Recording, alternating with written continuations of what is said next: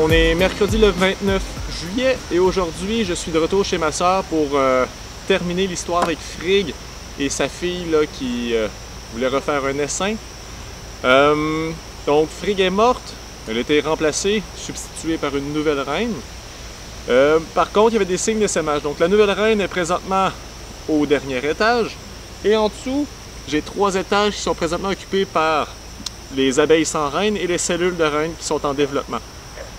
Par contre, il semblerait que j'aie pas trop d'activité dans la dernière boîte. C'est comme si les abeilles en sortant font leur orientation et reviennent à l'entrée complètement en bas. Donc il y a une espèce d'exode qui se fait entre la dernière boîte où est Frigg vers le restant de la ruche. Donc aujourd'hui, je suis de retour avec une base et un couvercle pour vraiment faire un déplacement de Frigg, de la fille de Frigg, dans une nouvelle ruche à part entière.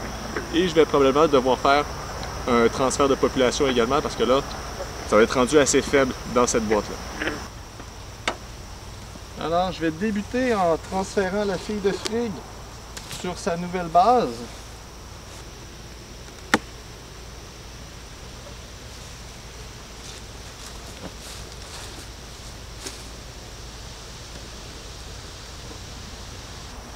Je vais tout de suite mettre des herbes sur l'entrée pour les forcer à se réorienter parce que là, ils vont vouloir revenir à l'ancienne ruche.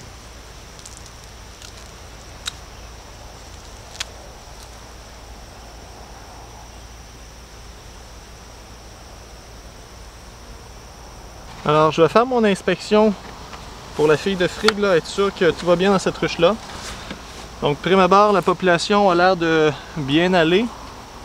Donc, il n'y a pas l'air d'avoir un trop gros exode vers la colonie du bas. La population n'est pas particulièrement nombreuse, mais mine de rien, elle est un peu plus forte que ce à quoi je me serais attendu, là, vu la situation.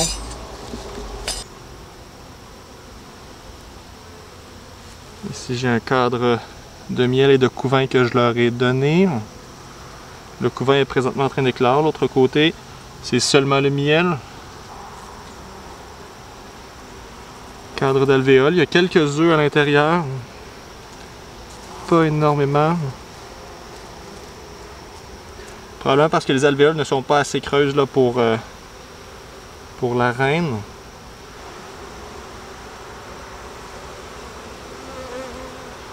Ici, j'ai du couvain, j'ai des larves.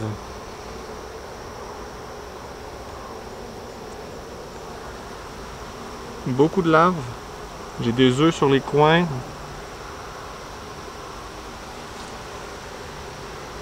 Beaucoup de larves de l'autre côté aussi. J'ai des œufs en masse. Ici, j'ai du couvain. Les espaces qui sont vides sont occupés par des larves.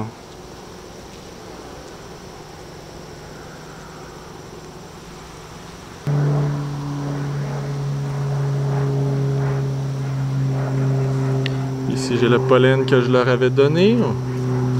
Ils en ont mangé une partie au centre. Sur le côté, c'est encore plein par contre.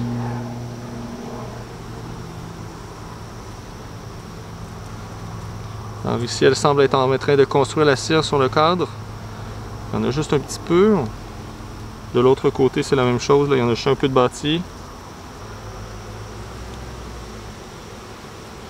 Ici, c'est le cadre de nectar et de miel. Et on a la fille de Frigg qui se promène, qui cherche à pondre sur un cadre qui est déjà pas mal plein là. Les deux côtés sont pleins. C'est du nectar ici aussi.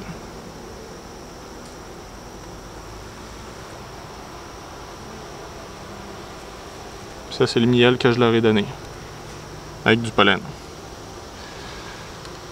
Ok, donc la colonie va très très bien. Il y a eu pas mal moins de dérives de population que ce à quoi je m'attendais, vu l'activité qu'il y avait à l'extérieur. Là, j'ai déplacé le haut de la ruche. Les abeilles présentement qui reviennent de butiner, qui reviennent des champs, essaient de rentrer dans le haut de l'ancienne ruche.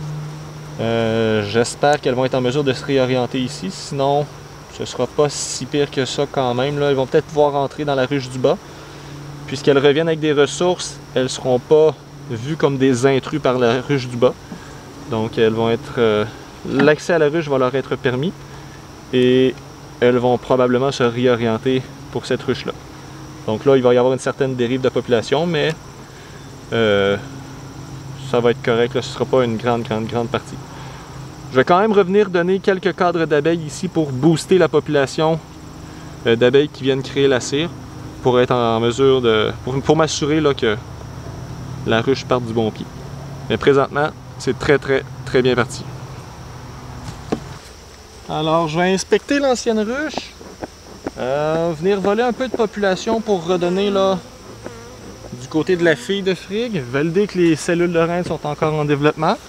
Et si jamais j'ai des cadres de miel qui sont pleins, je vais probablement partir avec, puisque là j'en ai quelques-uns qui sont en attente d'être extraits, qui proviennent de la colonie de Kali et de la colonie de Freya.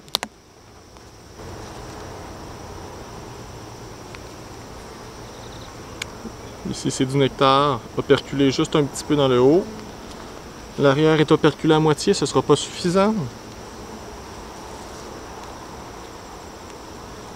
L'ancien cadre de mâle commence à être operculé dans les coins supérieurs, mais le reste n'est pas refermé, même si c'est plein de nectar et sûrement du miel. L'arrière, même chose, operculé dans le haut, mais le reste, c'est du nectar encore ouvert.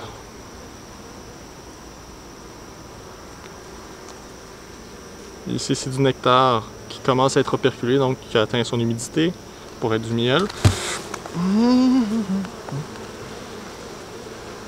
À l'arrière, on commence à être operculé un peu plus. Même chose, c'est rempli de nectar.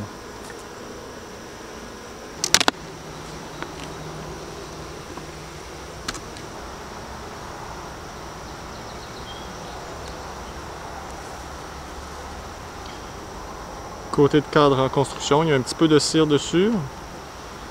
À l'arrière, c'est du miel operculé à peut-être 60%.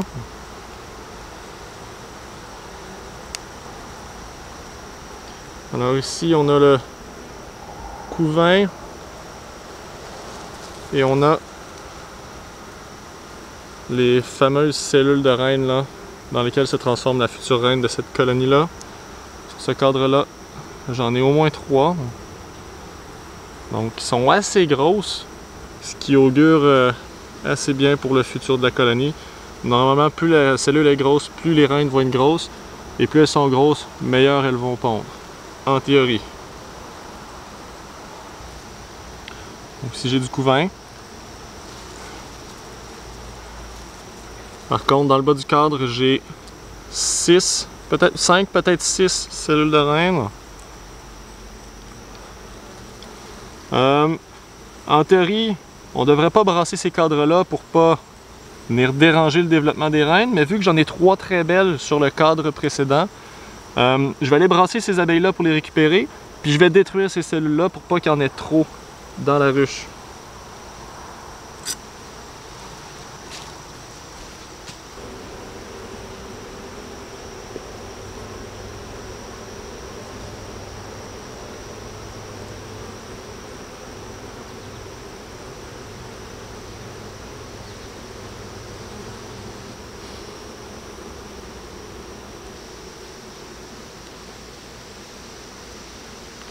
Ici, c'est du nectar operculé peut-être à moitié dans le haut. L'arrière, c'est du nectar et du miel, operculé peut-être aux 2/3.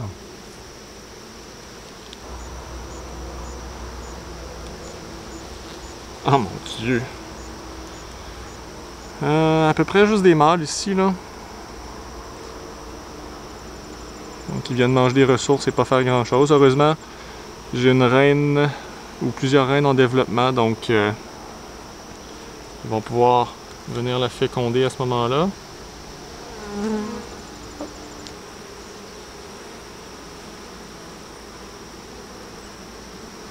Cadre de couvain en éclosion, pratiquement vide. À l'arrière, c'est beaucoup de couvain. Ça, je vais aller le brasser dans la ruche voisine, récupérer ces abeilles nourricières là.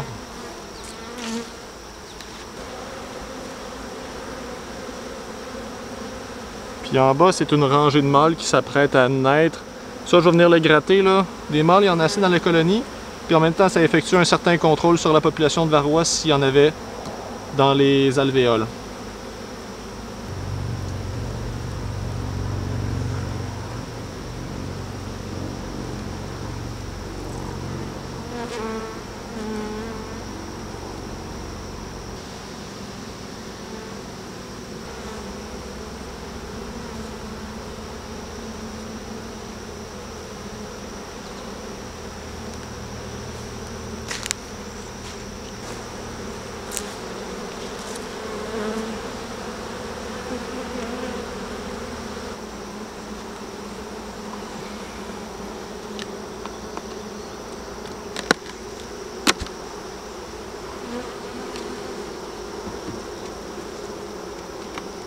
Alors, je vais refermer le tout. Je remets l'entretoit tel qu'il était initialement.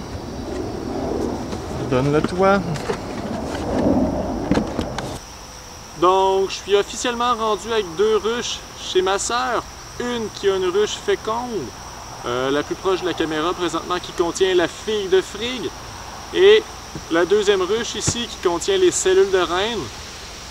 Normalement, elle devrait éclore dans quelques jours, donc d'ici 2 semaines, je devrais y trouver des œufs. Et ce sera à ce moment-là une fille de la fille de Frigg. Déjà une autre génération de sauter. Ça va assez vite. Je me suis permis de rajouter déjà un 2e étage sur la ruche qui contient Frigg. Surtout parce que je lui ai donné là, 3 ou 4 cadres d'abeilles nourricières. Donc c'est un bon boost de population dont le seul rôle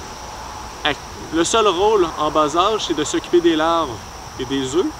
On avait déjà une population qui était suffisante pour le faire. Donc là, le second rôle, c'est produire de la cire. Je vais profiter du fait qu'elle soit jeune, qu'elle soit des bonnes productrices de cire pour essayer de bâtir l'étage supérieur. La ruche ici, la majorité des cadres sont déjà construits, donc ces nourricières-là s'occupaient du couvain qui était présentement en transformation.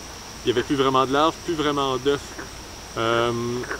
Lorsque la reine va éclore ici, on va être sur la fin de l'éclosion du couvain. Il va y avoir encore des abeilles jeunes, mais à ce moment-là, je vais faire un transfert inverse. Je vais prendre des abeilles nourricières dans la ruche qui contient la fille de Frigg et les transférer dans celle-ci. Donc, présentement, c'est plus un prêt qu'un don.